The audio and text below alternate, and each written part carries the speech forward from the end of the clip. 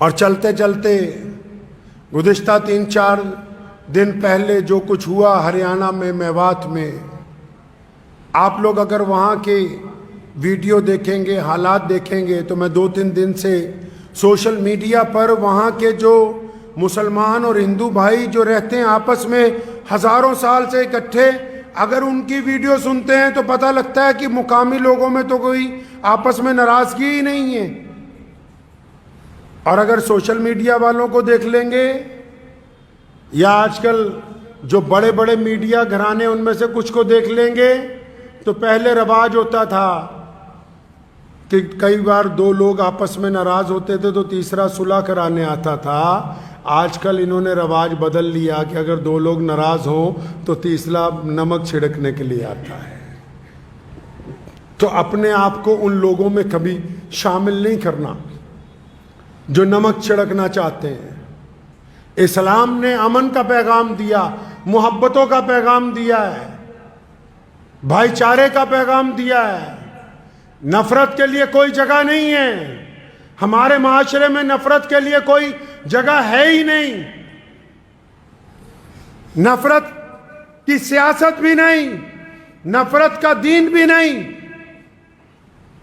इसलिए जो लोग सोशल मीडिया का इस्तेमाल करते हैं वो इस बात को ज़हन नशीन कर लें, कोई जितना मर्जी नफरत की बातें करता रहे, यह हमारा काम नहीं है कि हम नफरत फैलाएं। हमें प्यारे रसूल सल्लल्लाहु अलैहि वसल्लम ने एक मजबूत माशरा अता किया है जिसमें नफरत के लिए कोई जगह नहीं है। अब आप आ जाइए हालात के ऊपर, जो कुछ हुआ।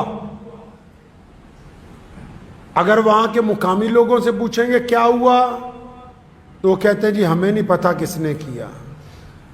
दूसरे पक्ष से पूछोगे क्या हुआ, वो कहते हैं हमें नहीं पता, दूसरों ने किया है।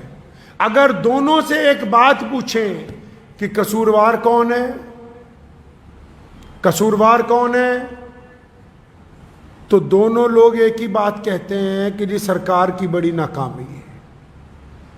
सरकार की नाकामी पे एक बात याद आ गई, बड़ी तारीखी बात आपको आज याद दिला दूं। जब भारत की जंग आज़ादी का दौर चल रहा था आखिरी, तो सर मिस्टर वेवल, मलका एलिज़ाबेथ के एक वज़ीर थे, वो भारत आए। तो मिस्टर वेवल ने भारत के अलग अलग स्वतंत्रता सेनानियों से, जो चोटी के लोग थे, उनसे मुलाकातें शुरू की, ये जानने के लिए कि लोग कैसी आज़ादी चाहते हैं, क्या क्या चाहते हैं। अंग्रेज़ क्योंकि शातिर था। मेरे दादा जो भारत की जंग आज़ादी के उन उंगलियों पे गिने जाने वाले लोगों में से हैं जिन्होंने अपनी सारी ज़िंदगी इस देश को आज़ाद कराने के लिए लगाई, रईसुल अहरार मौलाना हबीबुर रहमान लुधियानवी रहमतुल्लाह अलैह। विंडसर पैलेस में जब मौलाना हबीबुर रहमान लुधियानवी को बुलाया मिस्टर वेवल ने, अलग अलग लोगों से अलग अलग मीटिंगें तय थी। तो अंग्रेज क्योंकि शातिर होता है ना, उसने एक बात की, कहने लगा अच्छा मौलाना हम छोड़ने वाले हैं, इस देश को आजाद करने वाले हैं, आप ये तो बताओ कि जो सरकार बनानी है यहां,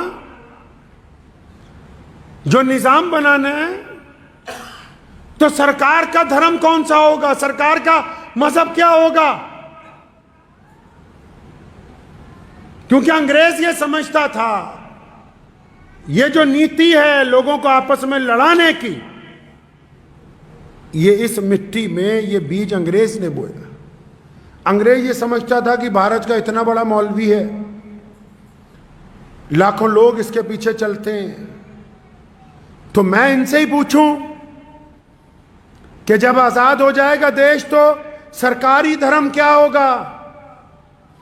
और अंग्रेज ये समझता था क्योंकि मौलाना तो मुसलमान है, तो ये कहेंगे कि भाई सरकारी धर्म तो इस्लाम होना चाहिए।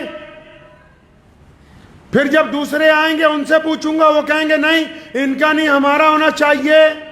तो उस वक्त रईसुल अहरार मौलाना हबीबुर रहमान लुधियानवी रहमतुल्लाह अलैह ने जो तारीखी बात कही, वो आज की सरकारों को बताना चाहता हूँ। और फरमाया मिस्टर वेवल, इस्लाम ने हमें ये समझाया है, हमारे मज़हब ने हमें ये समझाया है कि जो सरकार होती है ना, जो हुकूमत होती है, उसका जो काजी होता है, उसका जो जज होता है, उसका जो कमिश्नर होता है, उसका जो डिप्टी कमिश्नर होता है, उसमें जो एसपी होता है, उसमें जो वजीर दाखिला होता है, उसमें जो मुख्यमंत्री होता है, उसमें जो प्रधानमंत्री होता है, उसमें जितने बड़े बड़े ओहदेदार होते हैं जो सरकार की कुर्सी पर बैठ जाते हैं, तो कहा था कि मिस्टर वेवल तुम्हें गलतफहमी हो गई, तुम ये समझते हो कि मैं ये कहने वाला हूं कि सरकार का धर्म इस्लाम होगा। फरमाया सुनो, हमारे दीन ने हमें यह समझाया कि जब कोई भी आदमी सरकार की कुर्सी पर बैठता है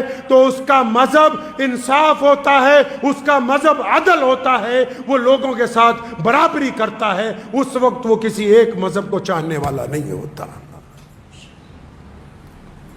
आज भी अगर हम ये चाहते हैं कि अमन कायम रहे, मोहब्बतें कायम रहें, तो हमेशा याद रखिए नफ़रत फैलाने वाले लोग कम होते हैं, लेकिन मोहब्बत वाले क्योंकि चुप रहते हैं, एक दूसरे से प्यार का इजहार नहीं करते, इसलिए आपको दूर से नफ़रत फैलाने वाले ही नज़र आते हैं। आप जाइए, मैंने पिछले 2-3 दिनों में जो तजर्बा सोशल मीडिया पर जो वीडियोस आई उनसे नोट किया कि जिस जगह के हालात बदतरीन हुए, वहाँ के जो मुसलमान और हिंदू भाई हैं वो तो आज भी कंधे से कंधा लगा के खड़े हैं। सरकार को कहना चाहता हूं कि नाकामी किसी की नहीं होती, नाकामी हुकूमत की हुआ करती है। और ये जो सबक दिया स्वतंत्रता सेनानियों ने कि जो सरकार है, सरकार का धर्म लोगों के लिए बराबरी के साथ अमन को कायम करना, शांति को कायम करना, उनके लिए अच्छी सहूलतें रखना, अगर हम बराबरी को कायम रखेंगे तो फिर कोई भी आदमी गुस्ताखी नहीं करेगा।